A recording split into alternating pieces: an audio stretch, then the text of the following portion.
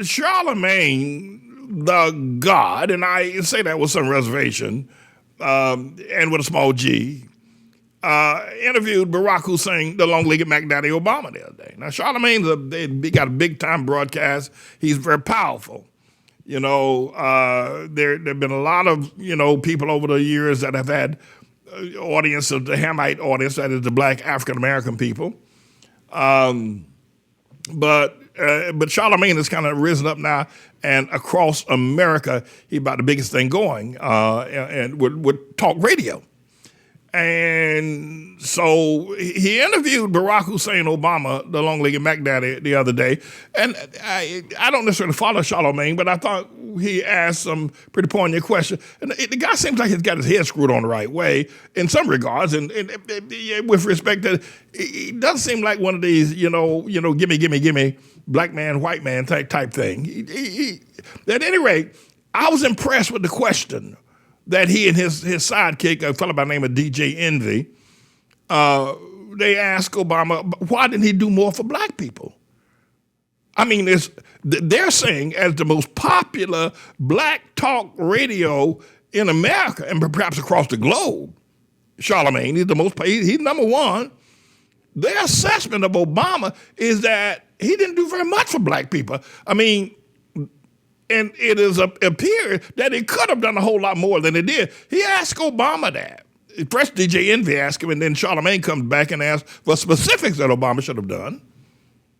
And Obama BS'd him. Obama gave him, sure enough, stomped down. I couldn't believe the kind of BS that Obama was throwing out there. And he knows, I'm surprised Charlamagne didn't throw him out the audience. They kick him out of the studio.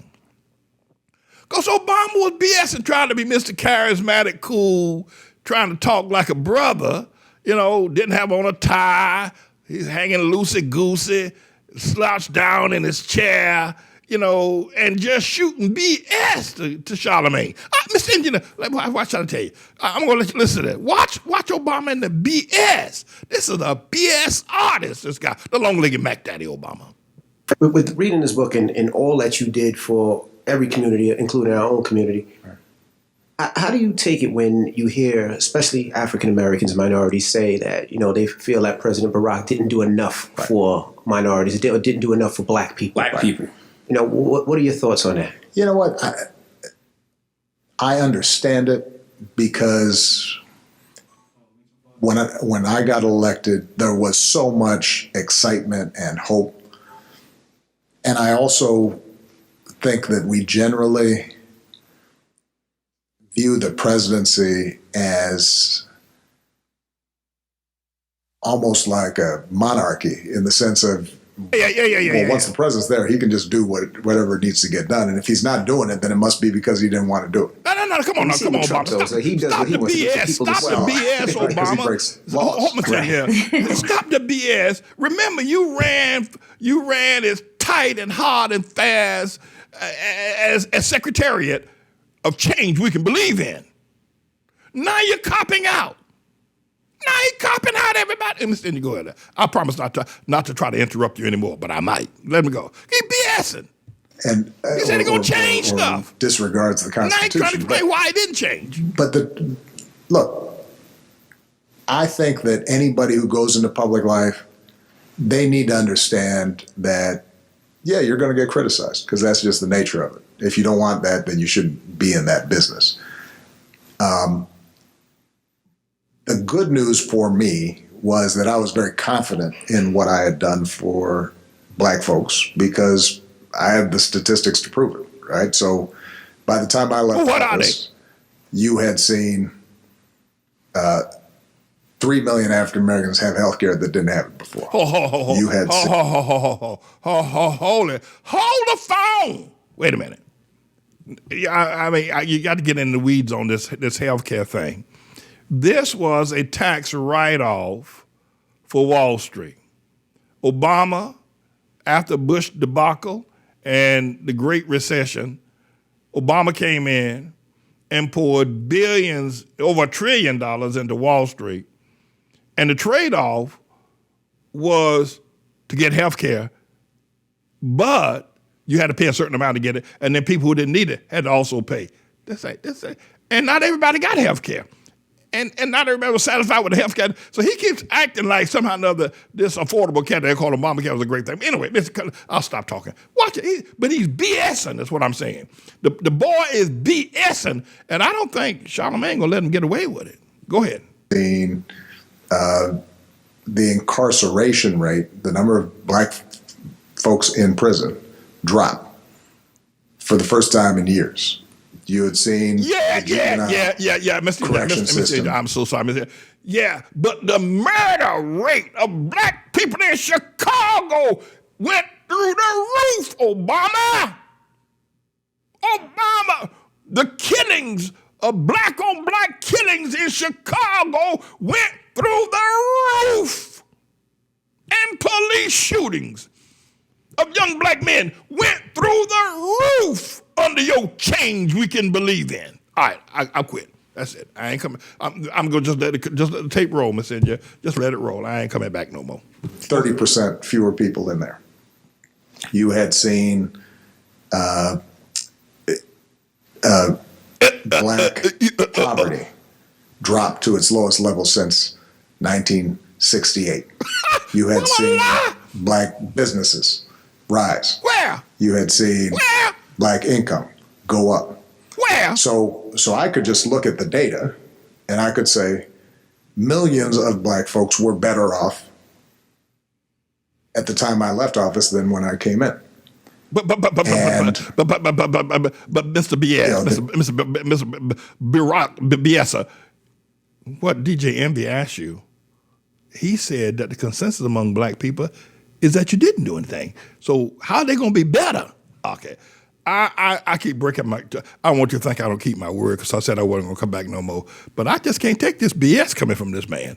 He trying to look like he's so suave, like I am so super cool. I don't have to wear a necktie. I don't have to impress. I am Mr. Cool himself. Lord. Mr. Engineer, go ahead. That's what I have to accept. And I think what any president has to accept is the fact that, okay, so I got 20 million people health care, but there's still 10 million out there who don't. That's right. Have health care because Republicans blocked me from doing everything I wanted to do with Obamacare because some states didn't, accept Medicaid dollars, even though it wasn't going to cost them a dime just because they wanted to oppose me. If you can't blame the white man, blame the white states. If you're black and you're one of those 10 million who didn't get health care because they were living in a state were you raised in Fort Greene, Brooklyn? Didn't accept the money we were giving them, I can understand why they would be upset. How come things didn't change? I think people want to know, what did you do specifically for black people? Not the rising tide lifts all boats types of rhetoric, because we all know black people's boat got a hole in it. So the systemic things that were done to black people to put us in this position, specific systemic things to get us out. So what did you do in that regard? What I'm saying, Charlamagne, is black poverty dropped faster than everybody else. Black incomes went up more than a lot of other folks.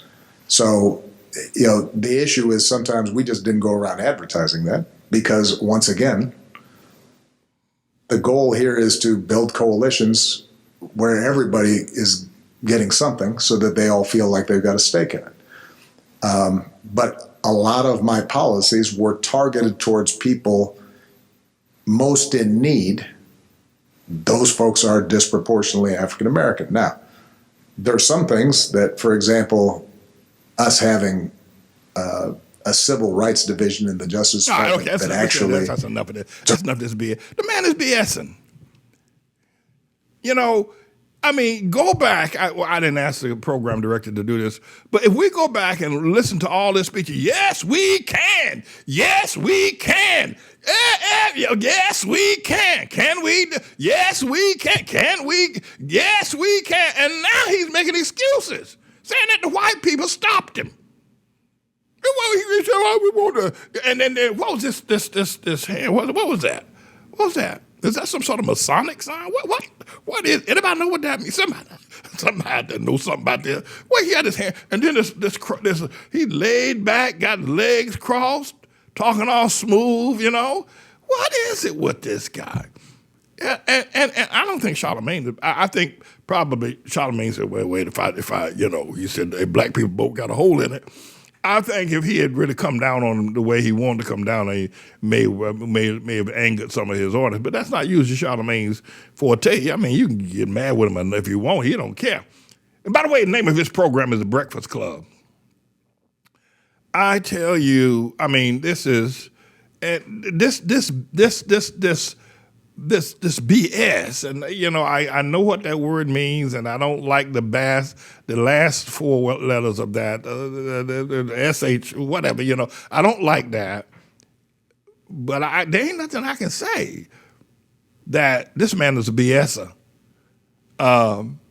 There's another segment of this as well where DJ Envy asked him, well, you liberated the LGBT crowd. You put them at the top of the world. Why didn't you do the same thing for black folk? And I cut it off because I ain't going back. I don't want to watch the rest of it. But I think Charlamagne asked him at some point, well, Donald Trump has done a whole lot for his people. And Obama comes back, well, Donald Trump's breaking laws. That's how he did it. Well, you break some laws. How do you take it when you hear, especially African Americans, minorities, say that they feel that President Barack didn't do enough for minorities, didn't do enough for black people? Black people. What are your thoughts on that? You know what? I understand it because when I got elected, there was so much excitement and hope, and I also think that we generally view the presidency as almost like a monarchy in the sense of, well, once the president's there, he can just do whatever needs to get done. And if he's not doing it, then it must be because he didn't want to do it. Well, we see it with Trump, though. So he does what he wants to do, so people assume. Well, right, because he breaks laws. Right.